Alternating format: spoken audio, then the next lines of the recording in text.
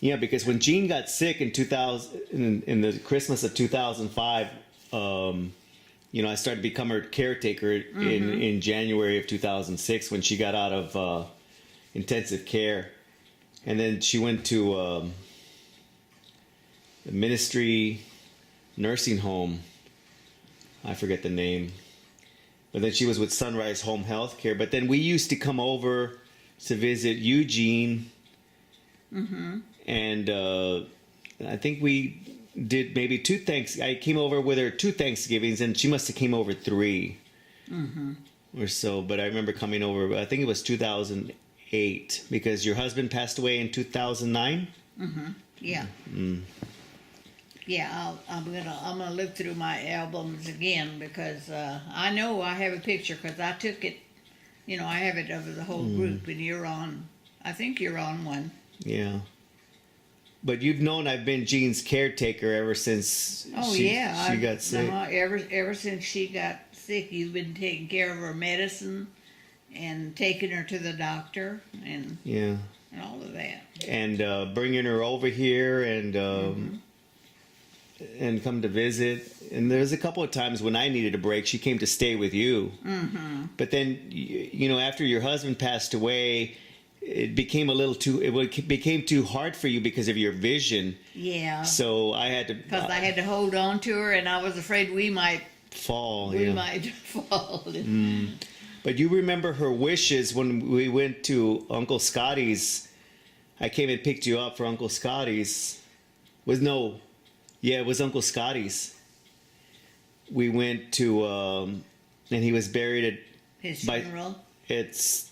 over there by Stenson Field at Mission Park. Mission Park. Right, and then we went to go have Mexican food right there at Military Drive. Yeah. With Scotty and his son and their wives and stuff. Yeah, with his 2 sons and right. And one of them, his wife. Yeah, and you remember that, I was asking you if you remember that of Jean's wishes to be cremated. And do you remember her ever telling you that she was, that we created the will and I became her power of attorney, and then her wishes that she was... Yeah, she told me all of that. She told me that she was going to leave everything to you because you're the one that is taking complete care of her. You've taken care of her of her medicine and taking her to the doctor, and you've just been her caretaker. Yeah. And so I just wanted to just have that on record because and you're Eunice Collins, and you are Jean's aunt through your husband. And your husband was Eugene Collins, and he was Jean's cousin. Uncle. Okay, that's correct. Uncle. And they kind of grew up together, didn't they? Yeah, Uncle Gene. You always called him. And so she always, she confided in me a lot. And she told me several times that you were like her son. But you took care of her and did everything for her. And you even cooked for her. Well, yeah, I was always having to cook for her, and it was sad that her mother never really taught her how to cook, but she got by. I mean, obviously there for a time being, she got by. And, we took her to, we brought her into the family and took her to all these... Yeah, she told me you took her, to the Fiesta parade and... Yeah, we did. And the Spurs, when the Spurs won the championship in 2007, we took her down with my dad, and then we took her down to the Aztec Theater because they had it on the big screen there. So... I know, she told me all those things. And can you share anything about Fred? I mean, her son. I know he did come to see you, and he came to see Jean in 2012 for Thanksgiving. Yes, he came to see. He brought her here for Thanksgiving, Right. and but she had told me before, that she hardly ever heard from him, Mm-hmm. and Yeah, but he's always been like that. I mean, I think he's only, the whole time I was there, he would call twice, maybe 3 times a year. mm-hmm. He'd call on her birthday, but I guess maybe I'm assuming because I think ever since he left, it's always been that way. Mm-hmm. When he left and he moved away, because the whole time I was there, nothing had changed, Mm-hmm. and now.